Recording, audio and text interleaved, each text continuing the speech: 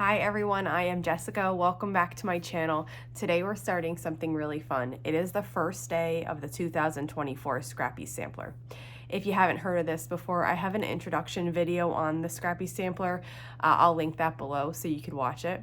This is a really fun quilt along that, like I said, starts today and it's going to continue all the way until the first week of April in 2024. We're going to be making a variety of 6-inch blocks. The blocks will be free on my blog. I have a setting that you can purchase that comes in a variety of sizes, so you can choose how many blocks you want to make based on the size quilt that you're making. And today I'm releasing the first block pattern, so let's get started. I have all my pieces gathered for the block. We're going to start with the half square triangles. So for this block, just refer to the pattern as we go. None of the units that we're making are too complex or difficult, but it's easy to move around a piece of fabric and to not get the desired effect. So just make sure you are referencing the pattern. We're going to make 4 half square triangles, 1 green, 1 pink, 1 yellow, and 1 blue, and we're making them the other half of the half square triangle for each of those is going to be white. So we're just going to chain piece these through. Okay, and when I'm matching up my half square triangles, I start by matching the corner and I hold that with my finger, and then I match up both sides. And after that's matched to my liking, then I make sure that this edge, and then I just send it through. I'm using a 1/4 inch foot, so I'm making sure I'm getting a 1/4 inch seam. And these half square triangles are going to be made to size, so there'll be no trimming with a ruler and a rotary cutter after we make them. We just need to snip away the overhang with the scissors, and I'll show you that in a minute. Last one.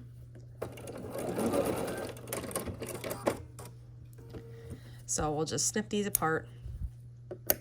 And each of these half square triangles just needs to be, I just like to finger press them. You could press with an iron if you wanted, but I like to finger press them. And then I just come up to the corner here and I hold it flat with my thumb, and then I snip that away. And I do that on both sides. And this is what our half square triangle looks like. So we're going to have 4 of these, 1 in each of the colors. And here those are. So now I'm going to set these aside while we make the other units that we need. Now in step 2 of the pattern, we're going to be making these triangle units. And to do the triangle units, we're going to use a large triangle like we just used to make the half square triangle. So for my first one, I'm going to make a green and a yellow. So I'm taking 1 larger green triangle, and then I'm going to take 1 small yellow triangle. So that's here. And what I like to do before I make these is I just like to, it's really easy to mix them up, like I said. So I just like to take my pieces and just put it down for a second and look at it. And then I refer to my pattern and make sure I have it laid out correctly, and I do. So we're gonna sew these 2 little triangles together first on this seam line. And then once those are sewn, we'll just finger press that open and then sew along this seam. So I take a small triangle and put it on top of the other small white triangle. And then we're going to sew this together with a 1/4 inch seam allowance.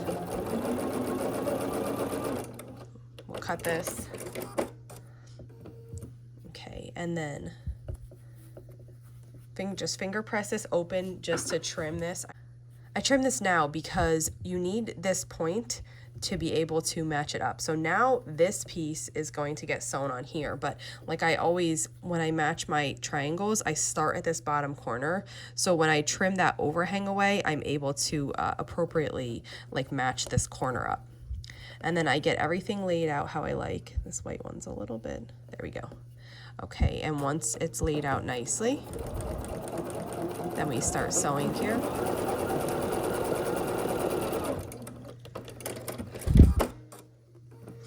And then this is what our unit is going to look like. I finger press this open.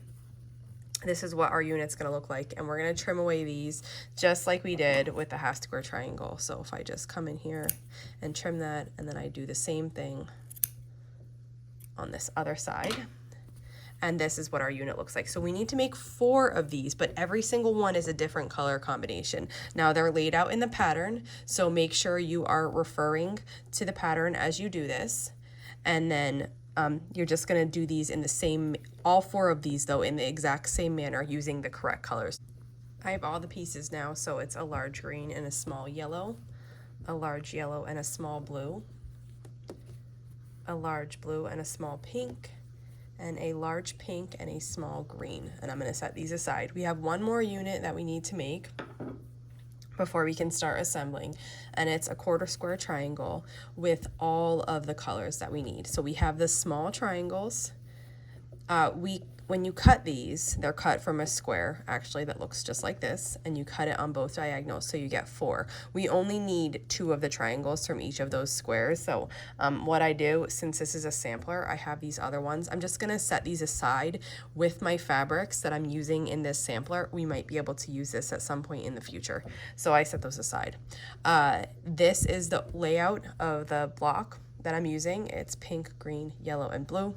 So I'm just gonna take this piece and just rotate it, and then we're gonna sew these 2 seams, and then we'll open it up and sew the middle seam. So first I'll lay the green onto the pink, and this is exactly the same. We're not sewing on the side that a 1/2 square triangle would be, but it is the exact same method. So we're sewing here on this straight piece. I sew those 2 together, and then we'll do the same here.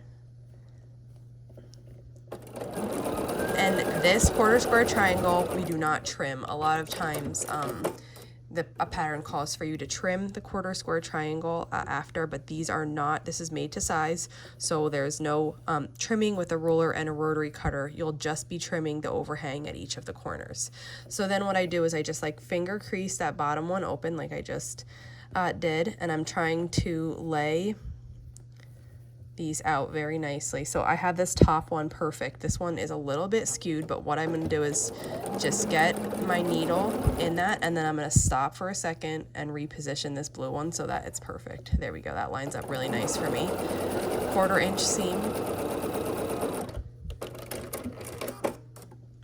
And then this is what the unit looks like. So just very carefully, I'm going to trim at each of these corners. And you definitely could press this if you wanted. This is totally preference about whether you press or not. And so I'm just trimming these away here at each of the corners, and this is what our piece looks like. So now we have all the units made for this block, and the trick really is in the layout here. So you're just going to refer to your pattern on how you set these out, but let me just give you an idea of what this block is going to look like. So those are those pieces. Now we have to get our 1/2 square triangles, and we just fill these in at the corner like this. So this is what our block is going to look like. And you can sew rows and sew them together, or you could do it vertically like I do. So I'm going to sew this together and then this together, and then we'll turn it and finish the 2 middle seams. So I'm going to set that aside. And for this block, if you're worried about your seams, I would press them open. This block has a lot of seams coming together, and some of my seams might be overlapping, some of them will be nesting. I'm okay with both, but most people are not okay with overlapping seams. So if you are concerned about that, I'd press your seams open. And then now we'll add the remaining row on here. Okay, so now we have it sewn together, and we have 2 seams remaining. So I'm just going to work on those seams right now.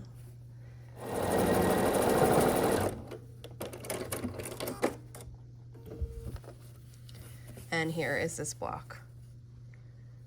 This is a really fun one because, like I said before, each of the units, none of them are specifically very tricky to make. They're pretty straightforward, but when you put them together, you get this really beautiful effect. That wraps it up for the first block. I love this one, and I hope you had fun with it. If you have any questions, just let me know, and I'll be sure to answer, and I will see you back here tomorrow for block 2. Thanks for following along.